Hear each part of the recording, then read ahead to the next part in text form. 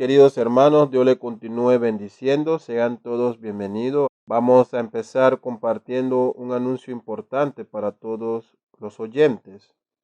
Queremos informarles que los días 7, 8 y 9 de agosto se llevarán a cabo las conferencias Volviendo a las Doctrinas Olvidadas en conmemoración de los 112 años de aniversario del ministerio público de la primera iglesia bautista de Balboa.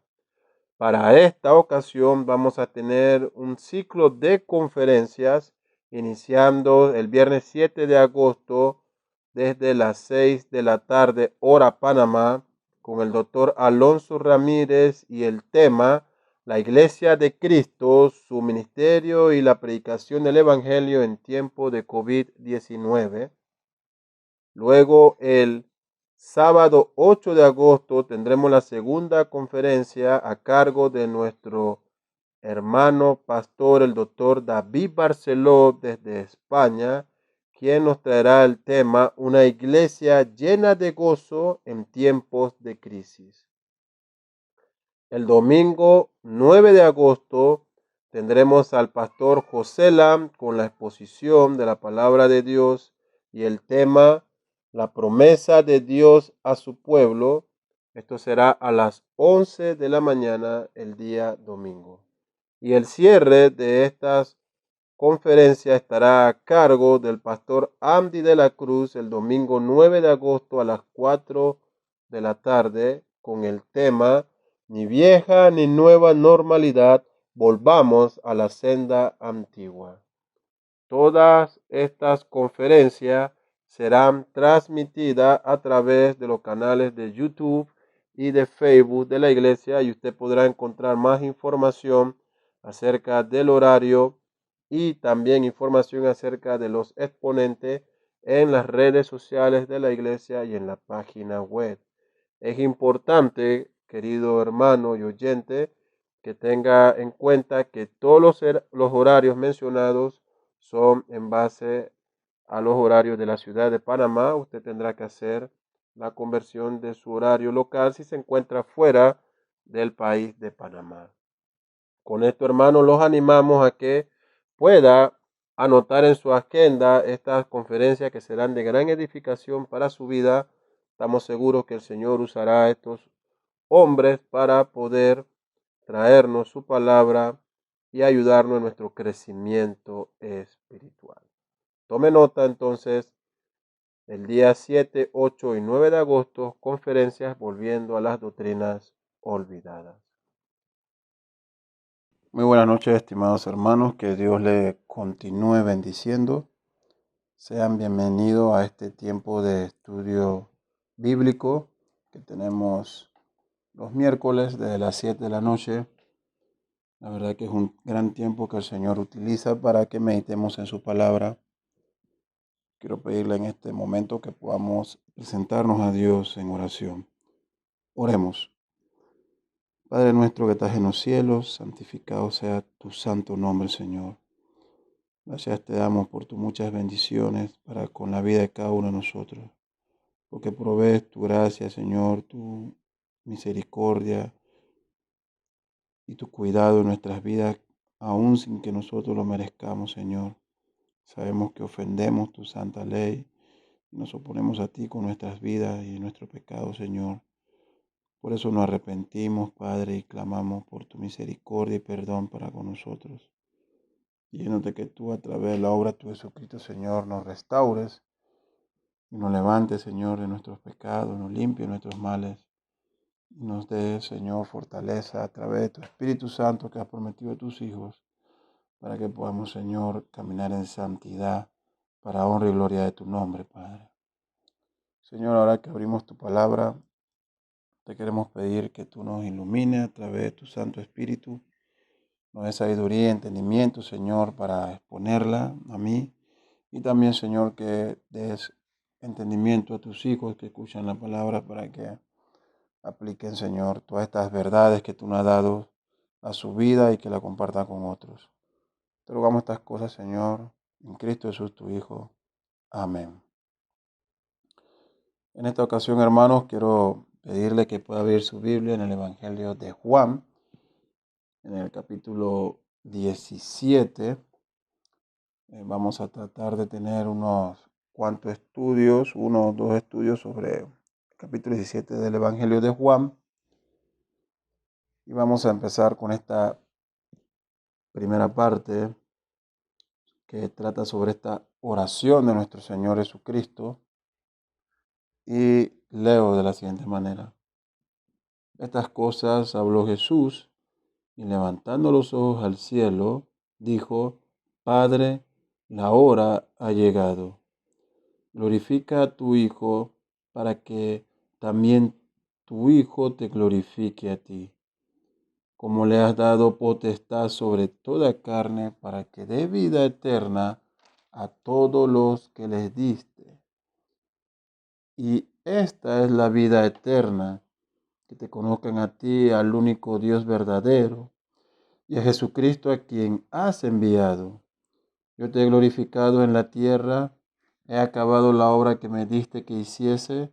Ahora pues, Padre, glorifícame tú al lado tuyo, con aquella gloria que tuve contigo antes que el mundo fuese. Hasta aquí la lectura de la palabra de Dios. Si hay algo que las Escrituras nos dejan muy en claro, es que nuestro Señor Jesucristo fue un hombre de oración, un hombre que practicó y enseñó con su ejemplo el orar. Los evangelios nos relatan muchas ocasiones en donde Cristo se apartaba a algún monte, a alguna colina, para tener este tiempo de oración, y también se nos dicen que era un tiempo prolongado de oración. Entendemos la necesidad de la oración como un medio por el cual el creyente demuestra a Dios su dependencia y confirma que Dios es la única fuente de toda bendición y providencia. Es algo, un medio de gracia que ha sido dado por Dios para esa comunicación entre Él y su pueblo. El Señor nos habla a través de su santa palabra y nosotros vamos a Dios en oración, abriendo nuestros corazones y exponiendo todas nuestras necesidades, preocupaciones, aflicciones y también nuestras acciones de gracia. El Señor Jesucristo, aun siendo el Hijo de Dios, el Dios mismo encarnado, fue un hombre que hizo uso de la oración. Tenemos las oraciones del Padre Nuestro, muchas otras oraciones, y esta oración registrada aquí en el capítulo 17 del Evangelio de Juan, que es una oración profunda y magnífica. Algunos teólogos han dicho que en esta oración Cristo habla con palabras tan claras, pero majestuosas, con expresiones tan simples, pero misteriosas. De tal manera que lectores sumergidos a profundidades insondables de la comunicación intrinitaria entre el Padre y el Hijo, que abarca toda la extensión de la historia redentora. Vemos aquí en esta oración cómo el Señor Jesucristo se abre con su Padre, y encontramos temas que van desde la elección de los salvados hasta su glorificación, incluyendo temas de regeneración en la vida de las personas, de revelación e iluminación para la mente de las personas por quien Él estaba orando, y también peticiones de santificación y preservación para los discípulos y quienes creerían en la palabra de aquellos discípulos. Otros teólogos han dicho que en esta oración el velo es corrido y Jesús lleva al lector al lugar santísimo ante el trono del propio Dios. El ambiente de esta oración es el consuelo de Jesús a sus discípulos inmediatamente antes de la cruz. El tema de esta oración es la petición del corazón del Hijo al Padre. Thomas Watson, que el puritano inglés del siglo XVII, escribió: un hombre piadoso no puede vivir sin la oración. Un hombre no puede vivir a menos que respire, ni el alma puede vivir a menos que respire sus deseos ante Dios. Hasta aquí la lectura de la frase de este pastor. Así que esta primera parte la hemos denominado la oración de Jesús por sí mismo. Hemos leído que cuando dice estas cosas, habló Jesús y levantando los ojos al cielo, dijo: Padre, la hora ha llegado. Cuando Jesús habla, hermanos míos, hasta el más grande de los teólogos entre los hombres debe guardar silencio.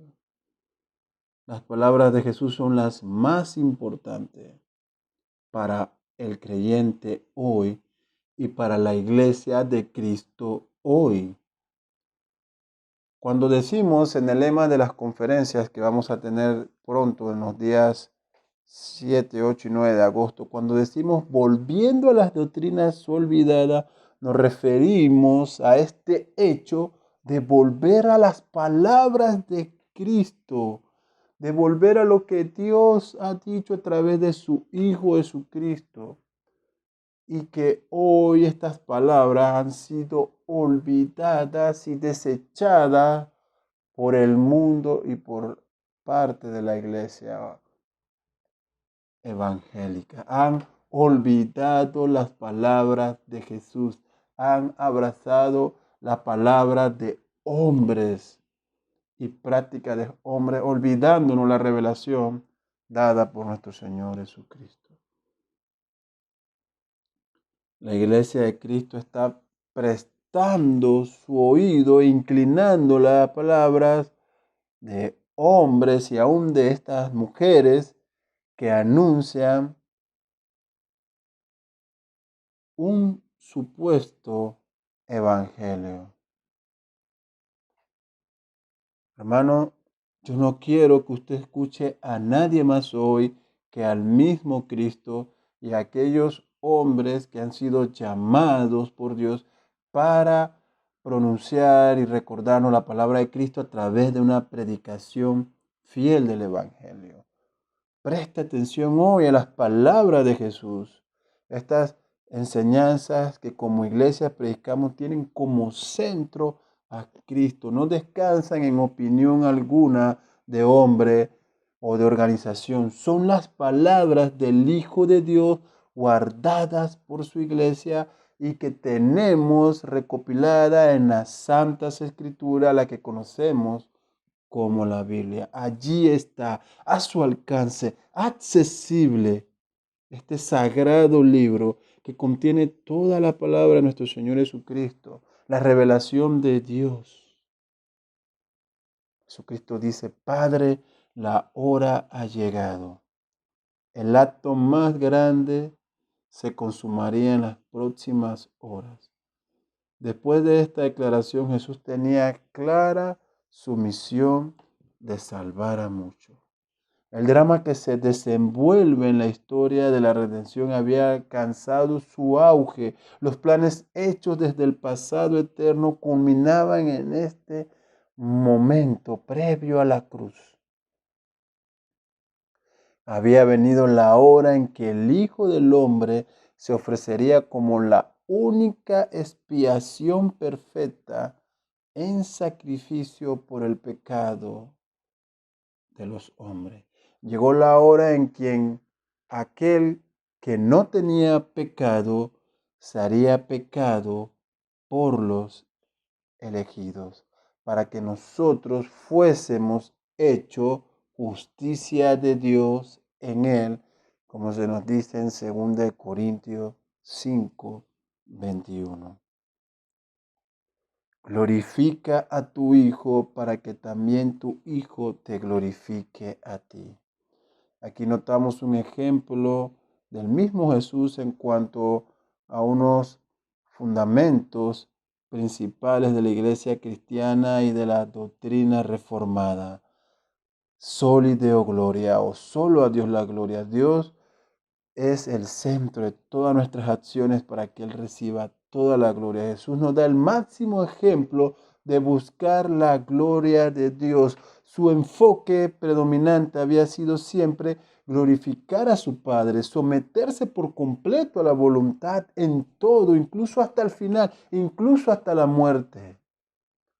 Toda la vida de Cristo siempre llevó como objetivo la gloria de Dios, su nacimiento, su niñez, su ministerio, sus obras milagrosas, la resurrección de Lázaro, su muerte en la cruz y su ascensión al cielo. Y aún hoy, mientras Él está allí sentado junto al Padre, intercediendo por nosotros, Él está obrando cada instante para la gloria del Padre, que es en su última instancia su propia gloria. ¿Es ese nuestro enfoque hoy como creyentes, como iglesia? ¿Ese es el enfoque que le damos a nuestra predicación? La gloria de Dios. ¿Es acaso ese el enfoque que le damos a nuestro ministerio? ¿Tienen como propósito la gloria de Dios? ¿Nuestra vida en sí tiene ese enfoque, glorificar a Dios? ¿Estamos glorificando a Dios en este tiempo de cuarentena y pandemia? ¿Hemos crecido espiritualmente en este tiempo? ¿Hemos cultivado una vida de devoción personal y familiar que glorifique a Dios? ¿Es la gloria de Dios nuestra prioridad?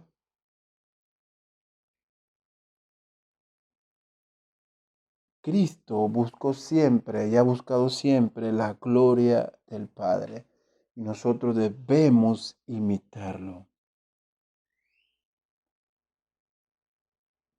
Este artículo de solo a Dios la gloria es el que la iglesia reformada predicó, declarando que Dios ha obrado todo el plan de redención para la gloria de Él, para sus propios propósitos. El verso 2 nos dice de este capítulo 17 de Juan: como le has dado potestad sobre toda carne, para que dé vida eterna a todo lo que les diste. Del original podríamos leer esta expresión de la siguiente manera: así como me has dado poder absoluto. Es curioso notar que la raíz en el original para esta palabra de potestad es la palabra déspotes, de donde tenemos nuestras palabras en castellano déspota. Así que las implicaciones aquí son muy profundas. Jesús está diciendo: Dios me ha dado todo el poder absoluto, me ha conferido todo el señorío. Yo soy el dueño sobre toda carne. Usted puede leerlo allí nuevamente en su Biblia: como le has dado potestad sobre toda carne, para que dé vida eterna a todos los que le diste. Jesucristo es quien tiene el poder absoluto que ha sido conferido por el Padre en Él. Él tiene todo el señorío, Él es el dueño. El apóstol Pablo en Colosenses nos dicen que por Él y para Él y en Él fueron hechas todas las cosas, que Él las sostiene, que Él es la imagen del Dios invisible. Él es el ícono. Interesante notar que todo este poderío dice sobre toda carne. Es una expresión hebrea que denota toda la humanidad, cada nación, cada pueblo, cada etnia. No importa la cultura, no hay distinción de raza, idioma o estatus social. El alcance de Cristo es a toda carne, es a todos. El propósito de parte de Dios es otorgarle este poder absoluto que se revela en las siguientes líneas cuando Cristo dice: para que dé vida eterna a todos los que le diste. Esta autoridad concedida a Cristo por su Padre se hizo posible por medio de la cruz, aunque se sometió a sus captores y permitió que hombres impíos le crucificaran y que hicieran ver como quien tenían autoridad sobre Cristo. Realmente Cristo era quien tenía la autoridad al someterse por voluntad. Él le dice en el episodio de Pilato, antes de la cruz, que él podría, él vino a dar cuenta de la verdad, que él es el Hijo de Dios. Así que al morir por los pecados de quienes creerían en él, se le otorgó el derecho de darles vida eterna. ¿Quiénes son el objeto de este propósito de salvar que tiene Cristo ahora que recibió esta autoridad? Dice a todos los que le diste, para que dé vida eterna a todos los que le diste. Jesucristo salvará a cada uno de los hombres y mujeres que Dios le ha dado para hacerlos objeto de su salvación. Esto es elección incondicional. Esto no es calvinismo o una enseñanza solamente de la iglesia reformada. Escúcheme bien esto. Quien quiera que sea usted o a la iglesia en la cual usted asista, bautista, pentecostal, cuadrangular, esto es doctrina bíblica, dado y revelado en las escrituras como usted lo puede estar leyendo en estos momentos. Esto no es una enseñanza que perteneció a Lutero o a Calvino o a nosotros en la actualidad. Es una revelación de más de 2000 años dada por el Padre y que se nos llega de los propios labios de nuestro Señor Jesucristo. Él salvará a todos aquellos a quienes el Padre le ha dado. Dios el Padre elige por su propia voluntad y decreto soberano a quienes salvarán, sin que ellos hayan hecho algo para merecerlo, sin que haya algún mérito en ellos, sin que hayan obrado alguna buena obra. Se nos dice en Romanos 9, cuando Pablo relata el episodio de Esaú y Jacob, no habían ni aún nacido, no habían hecho ni bien ni mal, para que el propósito de Dios en cuanto a la elección se cumpliera, diciendo: a Jacob amé, mas a Esaú aborrecí. Las escrituras nos muestran una y otra vez que la elección de Dios se hace desde antes de la fundación de los tiempos. No es que Dios miró en el pasillo del tiempo y vería en el futuro quiénes eran estas criaturas que se responderían positivamente al Evangelio, y que Él, al conocer esto, regresó en el pasado, en la eternidad, y eligió a aquellos que Él sabía que le elegirían. Eso es herejía. Las escrituras nos muestran que en el propósito eterno de Dios, Él obró en elección para salvar por gracia, sin que el hombre mereciera algo que le hiciera acreedor a esta salvación. Él eligió salvar porque le plació. Jesucristo dice aquí en el verso 2 de Juan que Él ha venido a dar vida eterna porque tiene toda la autoridad conferida por el Padre para salvar a todos a quienes el Padre le ha dado. Este mensaje no es popular, no genera muchos likes en las redes sociales, pero es la verdad. Es la verdad. Usted puede gritar y decir: esto es injusto. También algunos sectores cristianos dirían: eso es calvinismo. Eso es de reformado. No, esto es palabra de Dios. No es una verdad injusta, no es una declaración propia del calvinismo, es el mensaje del Evangelio de Jesucristo. Es la obra de redención más grande llevada a cabo. El Dios Todopoderoso, el Creador del cielo y de la tierra, de todo lo visible e invisible, el sustentador del universo, el gobernador celestial, se dignó y a ver a nosotros, seres humanos, criaturas pecadoras, desobedientes, mentirosas, engañadoras, codiciosas, blasfemos, sin amor al prójimo y rebelde, se inclinó y mostró su mirada en nosotros.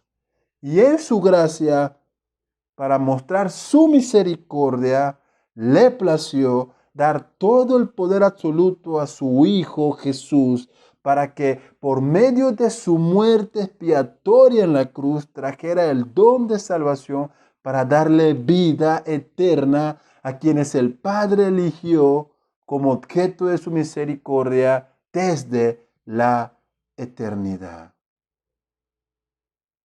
Que esto usted lo tenga claro.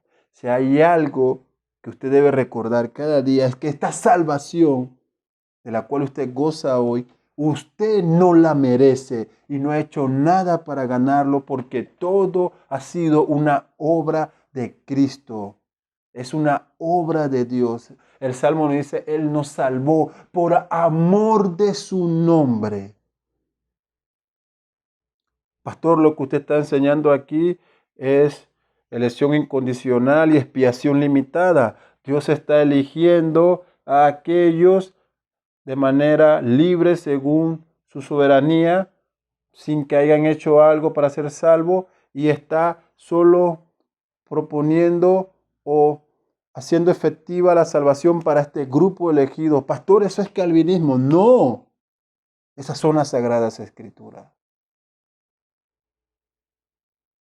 Si decimos que fue una expiación total, porque hay gente perdiéndose, esta expiación de Cristo en la cruz es una expiación efectiva. ¿Quiénes recibirían vida eterna? Dice el verso 2 de Juan 17, todos los que le diste.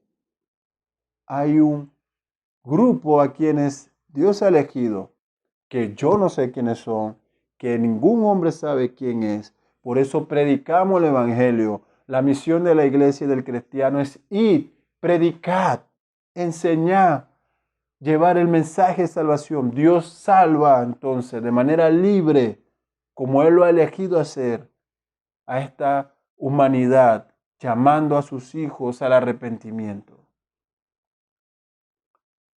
Hay dos principios fundamentales de la teología cristiana que los reformadores del siglo XVI identificaron con los siguientes nombres: solo Cristo y sola gracia. Y era lo que hemos explicado, que Cristo es el único Salvador, mediador y redentor para los hombres. ¿Por qué, pastor? Porque Él es el único que ha recibido toda la autoridad y la potestad de dar vida eterna. No es una virgen, no es un santo, no es uno de estos denominados apóstoles de la actualidad. Ellos no han tenido potestad de dar vida eterna. La única potestad ha pertenecido a Cristo.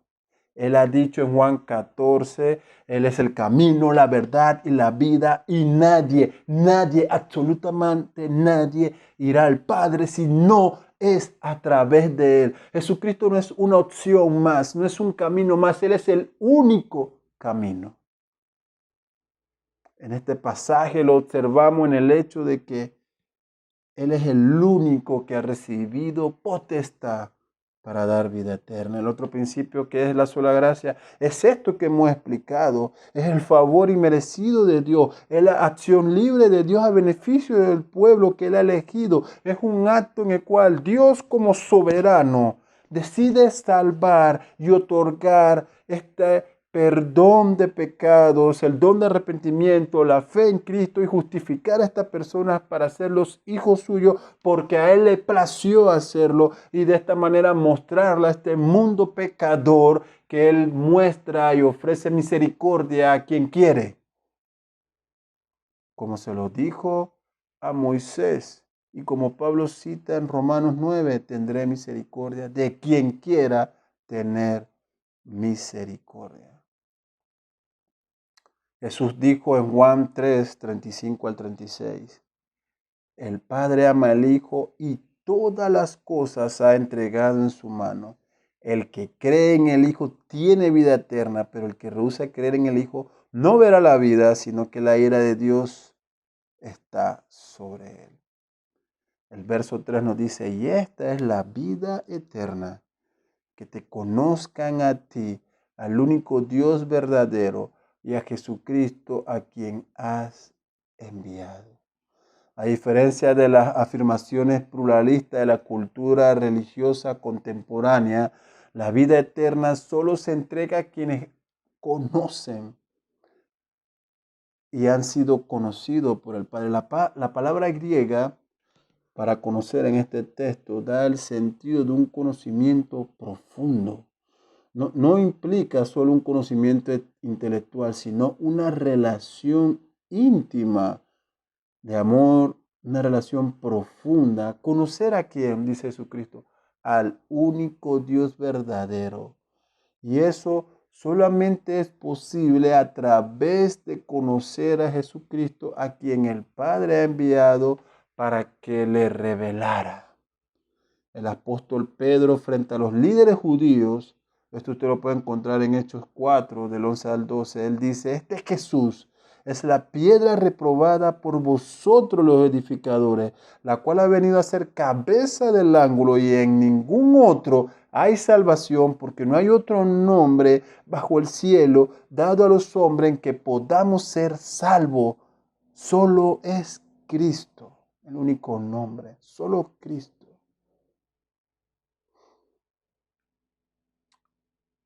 Así que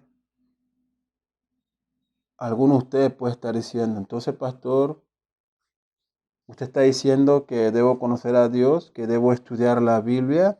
Alguno puede protestar que la Biblia no se debe estudiar, sino que se debe vivir y practicar. Y eso puede sonar piadoso. Vive la vida, practica la vida. Pero por pensar de esta forma es que tenemos muchas iglesias cristianas viviendo y sintiendo un falso evangelio, predicando una gran mentira, presentando a un falso Mesías. Jesús reprende a la mujer samaritana en Juan 4:22, en aquel episodio registrado allí. Él le dice, vosotros adoráis lo que no sabéis. Nosotros adoramos lo que conocemos porque la salvación viene de los judíos. Conocer al Dios verdadero, saber quién es Él, su consejo eterno, sus mandamientos. Esto se logra a través del estudio de la palabra de Dios. Como pastores, como maestros, debemos enseñar la necesidad del estudio de la palabra de Dios de una forma exhaustiva, de una forma profunda. No podemos pretender tomar la palabra de Dios por encima. Martín Lutero decía que él estudiaba las escrituras como cuando recogía manzanas. Dice, primero busco debajo de cada rama, levanto cada hoja y después sacudo el árbol. Así debe ser nuestro estudio también. Debemos sumergernos en las escrituras. Hermano, entiéndalo bien, el Evangelio es la historia del plan de redención de parte de Dios. Y una de las cosas que me interesa saber es la historia de la iglesia, de todos esos hombres y mujeres de Dios que conocieron a Dios, que vivieron para Dios. Lo que ellos creyeron, cómo lo entendieron, cómo lo vivieron, cómo lo enseñaron, sus errores y pecados y fracasos y cómo fueron a Dios en arrepentimiento, sus éxitos, su defensa de la fe ante el mundo. Ellos son nuestra familia en la fe, nuestros hermanos, son la herencia, es el pueblo de Cristo. Debemos saber cómo la iglesia ha vivido para imitar mucho de eso en la actualidad. Uno de los grandes pecados de la iglesia también en la actualidad ha sido abandonar la historia, Desconocemos nuestras raíces. ¿Por qué somos evangélicos? ¿Por qué nos llamamos protestantes? ¿Cuáles son nuestras raíces? ¿Qué ocurrió con la reforma? ¿Qué significó eso? ¿Cuáles son los beneficios de hoy de que gozan muchas de estas denominaciones llamadas evangélicas, sin saber sus raíces reformadas? Sin saber que eso fue un llamado a volver a las doctrinas olvidadas, como hoy proclamamos como iglesia. Volvámonos a las palabras de Cristo.